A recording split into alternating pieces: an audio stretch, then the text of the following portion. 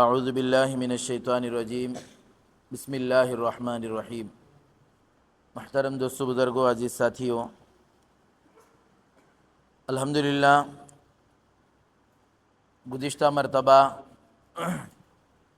گزشتہ تفسیر میں آپ حضرات کے سامنے سورۃ الفاتحہ الحمدللہ رب العالمین جو سورہ ہے اس کے تعلق سے باتیں چل رہی تھی۔ ابھی اس کا ترجمہ باقی ہے، اس کی تشریح باقی ہے۔ کچھ وضاحت سامنے آئی ہے، سورہ کیسے نازل ہوا، کس وقت نازل ہوا، کون سے فرشتے لے کر آئے، یہ تفصیل سے گفتگو آئی، جس کے بارے میں امام رازی رحمۃ اللہ علیہ بڑی تفصیل سے لکھ کر ہیں۔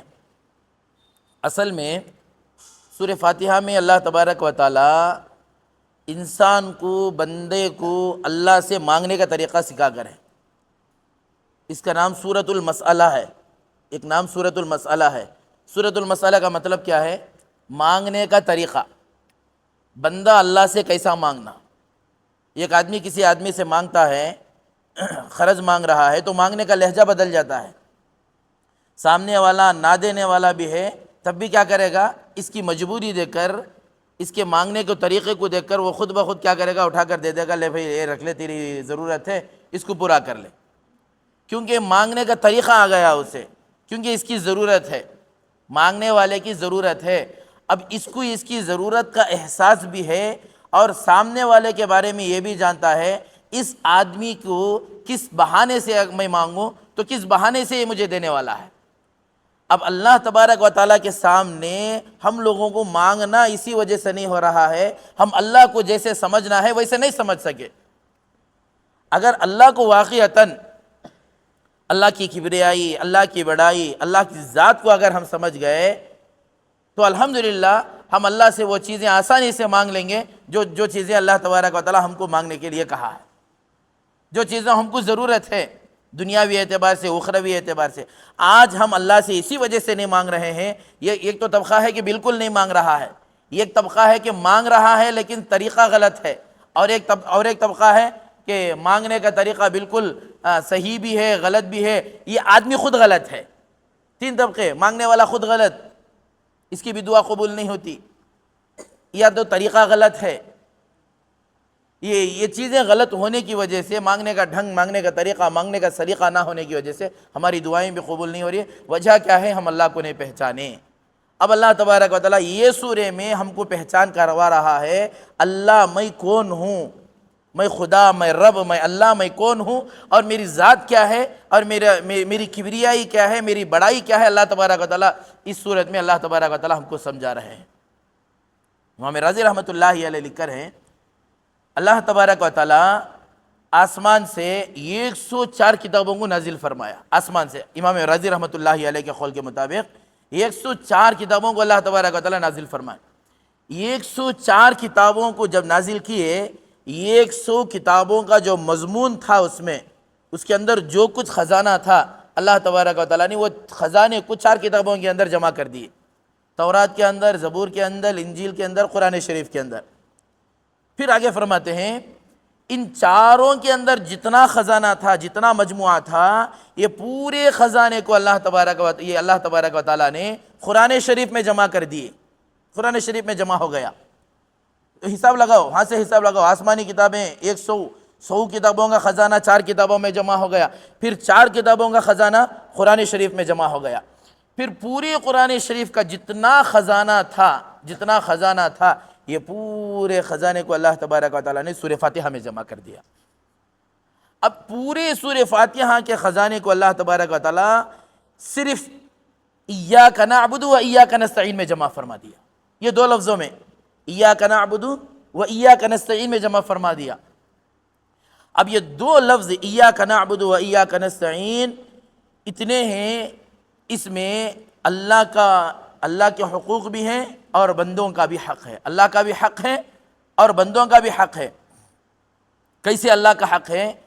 خالق کے حقوق کی حفاظت، ایاک نعبد جو ٹکڑا ہے، ایک چھوٹا جملہ ہے، ایاک نعبد، خالق کے حقوق کی حفاظت اس میں ہے، ایاک نعبد میں، و ایاک نستعین میں مخلوق کے حقوق کی حفاظت ہے۔ یہ صرف میں بتا رہا ہوں، انشاءاللہ اس کی تشریح میں مکمل کروں گا۔ اور اللہ تبارک و تعالیٰ قرآن شریف میں 3 حقوق بیان کیے۔ قرآن شریف میں کتنے حقوق بیان کیے؟ 3 حقوق بیان ہو کر ہیں۔ ایک حقوق اللہ، اللہ کے حقوق کیا کیا ہیں، یہ حقوق بیان کیے، انشاءاللہ تفصیل سے آئے گی بات آگے۔ دوسرا حقوق العباد بیان کیے، بندوں کے حقوق کیا کیا ہیں ان کو بیان کیے۔ تیسرا جو حق ہے یہ حقوق مشترک بیان ہوئے۔ مشترک کا مطلب کیا ہے؟ آیت ایک ہے، اس میں بندوں کا بھی حق آ رہا ہے اور خدا کا بھی حق آ رہا ہے۔ اب یہ پورے قرآن شریف میں یہ 3 حقوق کو بیان کریں نا، یہ 3 حقوق کو بھی اللہ تبارک و تعالیٰ صرف سورہ فاتحہ میں بیان کر دیے۔ یہ 3 حقوق کو صرف سورہ فاتحہ میں بیان کر دیے۔ کیسے؟ آپ حضرات سنتے چلو۔ پہلی آیت اسٹارٹ ہوتی ہمارے الحمدللہ رب العالمین الرحمن الرحیم مالک یوم الدین۔ یہ 3 آیتیں اللہ تبارک و تعالیٰ حقوق اللہ یعنی اللہ کے حقوق اس میں بیان کرے، اللہ اپنی تعریف بیان کرے، مکمل اللہ کی تعریف، الحمدللہ رب العالمین الرحمن الرحیم مالک یوم الدین، اللہ کی تعریف ہی تعریف ہے 3 آیتوں میں۔ اب اس کے بعد آتی ہے آیت کا نمبر اہدنا الصراط المستقیم، سے پہلے ایک آیت آتی ہے ایاک نعبد و ایاک نستعین۔ ایاک نعبد و ایاک نستعین کو تھوڑی دیر رکھیں گے ہم، ایاک نعبد و ایاک نستعین آیت چھوڑو۔ اس کے بعد آیت شروع ہوتی کون سی؟ اہدنا الصراط المستقیم۔ اہدنا الصراط المستقیم سے ولا الضالین تک 3 آیتیں ہیں، 7 آیتاں۔ الحمدللہ رب العالمین الرحمن الرحیم سے ولا الضالین تک 7 آیتیں۔ اب اہدنا الصراط المستقیم سے ولا الضالین تک 3 آیتیں ہیں۔ اس میں اللہ تبارک و تعالیٰ حقوق العباد کو بیان کر ہے، بندوں کے حقوق۔ بندوں اس میں کیا ہے؟ اللہ سے مانگنے کا طریقہ، بندے اللہ سے کیسا مانگنا۔ اچھا یہ بیچ کی جو آیت ہے، یہ بیچ کی آیت میں 2 ٹکڑے ہیں، ایاک نعبد ایک، ایاک نستعین ایک۔ ایاک نعبد یعنی اللہ کے حقوق، یہ ٹکڑا پہلے کے 3 آیتوں سے مل جاتا ہے، وہ ایاک نستعین بعد کے 3 آیتوں سے مل جاتا ہے۔ گویا کہ اللہ تبارک و تعالیٰ اس میں پہلے 3 آیتیں حقوق اللہ، 20 کی آیت حقوق العباد بھی ہے، حقوق اللہ بھی ہے، اور اس کے بعد کا جو تیسرا مرحلہ ہے جس میں حقوق العباد کو اللہ تبارک و تعالیٰ بیان کیے۔ اچھا میں اتنا کہیں کو بول رہا ہوں، تفسیر سے سمجھا کو آپ حضرات کو۔ امام شافعی رحمۃ اللہ علیہ ایک زبردست بات کرتے ہیں۔ امام شافعی رحمۃ اللہ علیہ فرماتے ہیں اگر اللہ تبارک و تعالیٰ پورے قرآن شریف کو نازل بھی نہیں کرتا دنیا میں، پورے قرآن شریف کو دنیا میں اتارتا بھی نہیں اللہ تبارک و تعالیٰ، صرف اور صرف یہ 2 جملے اللہ اتار دیتا، ایاک نعبد و ایاک نستعین، یہ 2 جملے اتار دیتا، قیامت تک کے واسطے یہ 2 جملے کافی ہو جاتے، یہ 2 جملے کافی ہو جاتے قیامت تک کے واسطے۔ کیوں؟ اس میں اللہ تبارک و تعالیٰ یہ پورا مغز رکھ کر ہے، خالق اور مخلوق، 2 قصہ ختم، تیسری چیز نہیں ہے۔ یہ خالق ہو گئے، ایک مخلوق ہو گئے، ایک اللہ ہو گئے اور اللہ کی مخلوق ہو گئی، قصہ ختم، پوری اللہ کی مخلوق ہے۔ تو میرے دوستو یہ ہے قرآن شریف، یہ الحمدللہ رب العالمین۔ اور الحمدللہ رب العالمین کو جو شروع کیے اللہ تبارک و تعالیٰ، کہاں سے شروع کیے؟ الحمد سے شروع کرے، الحمد سے شروع کرے۔ تعریف، حمد کا معنی کیا؟ تعریف کرنا، اللہ تبارک و تعالیٰ کی تعریف کرنا۔ اللہ کی تعریف جتنی کریں گے اللہ کو پسند ہے، اللہ کو اپنی تعریف سننا پسند ہے، اللہ کو تعریف سننا، اور اللہ کی تعریف کر کر اگر مانگیں گے تو اللہ تبارک و تعالیٰ دیں گے، اللہ کی تعریف کر کر مانگیں گے تو اللہ دیں گے۔ دنیا والوں کی تعریف کرنے پر ہی دنیا والے دے دیتے ہیں، بھئی اللہ تو احکم الحاکمین ہے، رب العالمین ہے، اللہ کی تعریف اگر نہیں کرے تو اللہ کی تعریف اگر کرے تو اللہ کیوں نہیں دیتے؟ مانگنے کا طریقہ اللہ تبارک و تعالیٰ سکھا کرے، میری تعریف کرو، میری بزرگی بیان کرو، میری بزرگی بیان کرنے کے بعد مانگو، میں دینے کے لیے تیار ہوں۔ یہ دنیا والے کے پاس بھی اگر مانگے، کنجوس سے کنجوس آدمی کے پاس بھی اگر مانگے تو دینے کے لیے تیار ہو جاتا۔ ایک آدمی تھا بڑا کنجوس تھا، بادشاہ تھا، بڑا کنجوس تھا، ایسا کنجوس مشہور تھا، ایسا کنجوس تھا، اتنا مشہور تھا، اس کا نے کون بھی 1 روپیہ لے کو نہیں، انہیں کسی کو دے کر بھی نہیں، اور کون بھی آج تک مئی کا لال ایسا نہیں ہے کہ اس کے پاس سے 1 روپیہ نکال کو ہے۔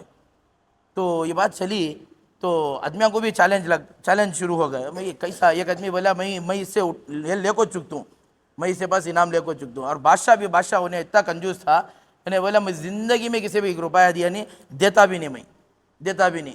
ایک مرتبہ اعلان کریا، میرے سوال کا جواب کون دیتا کہ میں اسے انعام دیتوں گیا۔ تو انہیں جو چیلنج کر رہا تھا نوجوان نے بولا میں آج لیتوں رہا انعام اس کے پاس سے، بادشاہ کے پاس سے، آج میں انعام لیتوں۔ تو محفل لگ گئی، بادشاہ بھی آ گیا، محفل لگ گئی، پورے آ گئے، انہیں بھی آ گیا نوجوان۔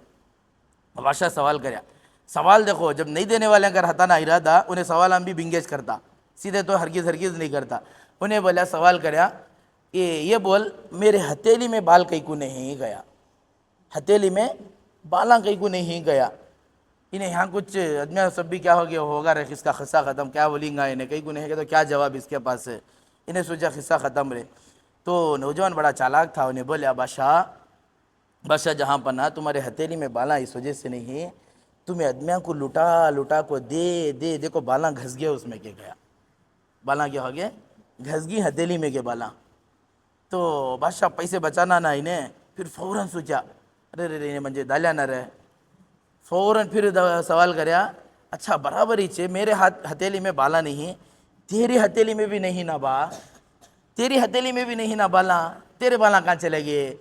اب انہیں سوال بھی کئی کو کر رہا پیسے بچانے کے واسطے, اب انہیں پیسے لینے کے واسطے بیٹھ کو ہے ادھر, انہیں لینا چلینا کیسا بھی.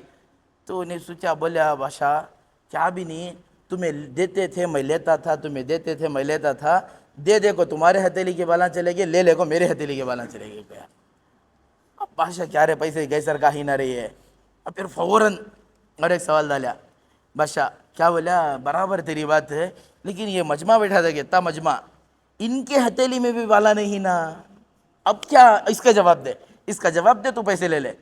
تو انہیں بولیا بادشاہ جب تمہیں دیتے تھے میں لیتا تھا, جب تمہیں پیسے دیتے میں لیتا, تو یہ آدمیاں دیکھ کو ہاتھا ملتے تھے, کیا رہے ایسا مل مل کو چلے گیا. تو سمجھ میری بات ہے, تعریف لینے والا اگر صحیح رہا, لینے والا اگر صحیح رہا, دینے والا کیسا بھی ہندے دے ڈالتا. اب وہاں تو جو ہمارا معاملہ کس سے ہو رہا اللہ سے, وہ تو دینے والے اللہ تبارک و تعالیٰ, نہیں دینے والے نہیں, وہ تو بادشاہوں کے بادشاہ, دینے والے وہ, لینے والے تو نہیں, تو وہ کہیں کو نہیں دیتے. اسی وجہ سے اللہ تبارک و تعالیٰ بول کر ہی قسمت الصلاۃ بینی و بین عبدی نصفین, میں سورہ فاتحہ کو, صلاۃ کا تو عربی میں نماز کو بولتی, یہاں سورہ فاتحہ کا نام گزشتہ میں بتایا کہ صلاۃ کا تو نماز, صلاۃ کا تو سورہ فاتحہ کے نام کو بھی صلاۃ کا دی. اللہ کے نبی صلی اللہ علیہ وسلم ارشاد فرمائے, حدیث قدسی ہے قسمت الصلاۃ بینی و بین عبدی نصفین, سورہ فاتحہ کو میرے اور میرے بندے کے درمیان میں آدھا آدھا میں تقسیم کر ہوں, آدھا آدھا میں تقسیم کر ہوں, آدھا میرے لیے آدھا میرے بندے کے لیے چھوڑ کر ہوں میں. اذا قال العبد الحمد للہ رب العالمین, جب بندہ کہتا ہے الحمدللہ رب العالمین, تو اللہ تبارک و تعالیٰ کہتے ہیں حمدنی عبدی, میرے بندے نے میری تعریف کی, میرے بندے نے میری تعریف کی. وَإِذَا قَالَ الْعَبْدُ الرَّحْمَنِ الرَّحِيمِ, جب بندہ کہتا ہے الرحمن الرحیم, اے اللہ تو رحمان ہے رحیم ہے, تو اللہ تبارک و تعالیٰ کہتے ہیں اثنا علی عبدی, میرے بندے نے میری ثنا کی. مالک یوم الدین, اذا قال العبد مالک یوم الدین, جب بندہ کہتا ہے مالک یوم الدین, مالک یوم الدین روز جزا کے مالک آپ ہی ہیں, جب بندہ تعریف کرتا ہے اللہ تبارک و تعالیٰ کی, تو اللہ تبارک و تعالیٰ کہتے ہیں مجدنی عبدی, میرے بندے نے میری بزرگی بیان کی. ایاک نعبد و ایاک نستعین, جب بندہ کہتا ہے اذا قال العبد ایاک نعبد و ایاک نستعین, تو اللہ تبارک و تعالیٰ کہتے ہیں ھذا لعبدی, ھذا لعبدی, یہ میرے بندے کے لیے ہے اور یہ میرے لیے ہے. ولی ما سأل, اور میرے بندے کے لیے وہ چیزیں میں دینے کے لیے تیار ہوں جو وہ سوال کرتا ہے. اہدنا الصراط المستقیم صراط الذین انعمت علیہم غیر المغضوب علیہم ولا الضالین, ھذا بینی و بین عبدی ولی ما سأل, یہ میرے اور میرے بندے کے درمیان کا معاملہ ہے, میں میرے بندے کے لیے دینے کے لیے تیار ہوں, جو کچھ وہ مانگنے کے لیے تیار ہے, جو کچھ وہ مانگے گا میں دینے کے لیے تیار ہوں. یہ اللہ تبارک و تعالیٰ اتنا خوش ہوتے ہیں مانگنے والے سے. اسی وجہ سے اللہ تبارک و تعالیٰ یہ سورہ کا نام شروع کرے الحمد سے. حمد کے معنی کیا؟ تعریف کے.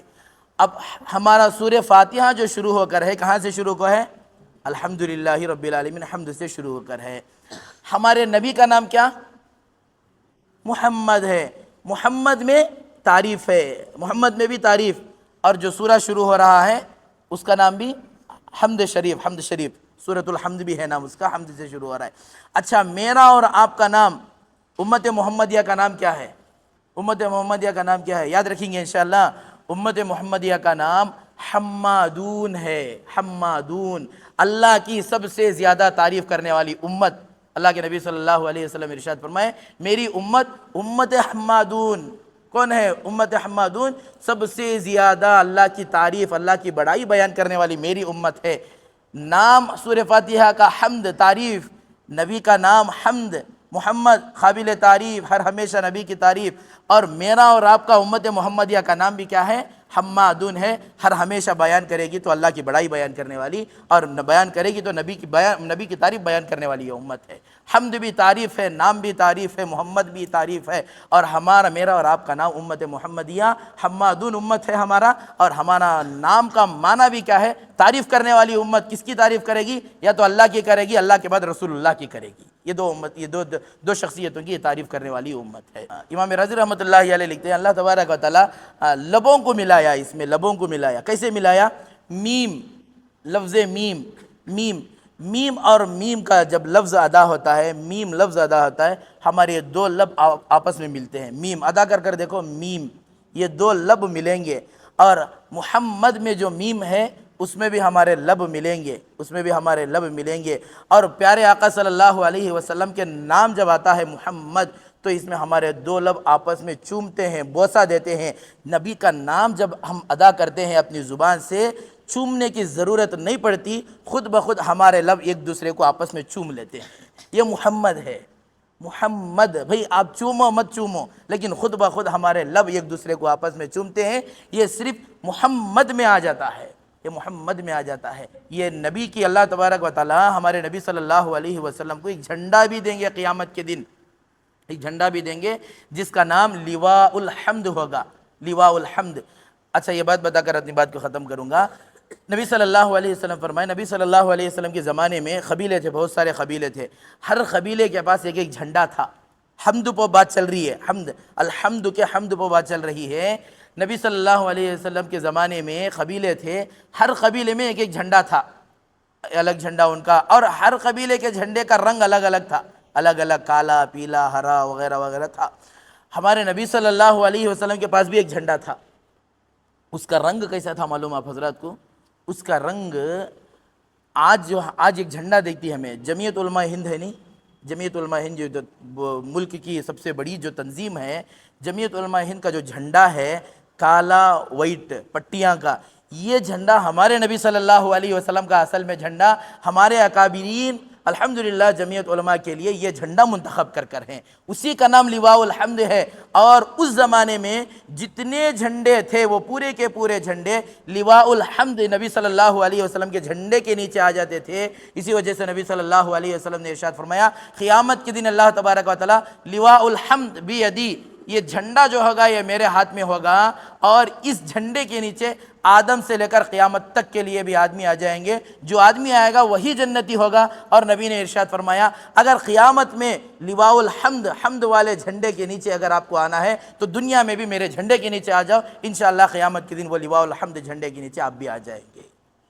تو میرے دوستو یہ حمد ہے، صرف حمد، اور خزانہ کتنا اللہ تبارک و تعالیٰ رکھے ہیں سورہ فاتحہ میں۔ ابھی سورہ فاتحہ کی آپ حضرات کے سامنے مکمل تشریح نہیں شروع ہوئی، بس سورہ فاتحہ کے تعلق سے بات چل رہی ہے۔ دعا فرمائے اللہ تبارک و تعالیٰ سورہ فاتحہ کی اہمیت اور قرآن کی عظمت اپنے دلوں میں اللہ تبارک و تعالیٰ پیدا فرمائے۔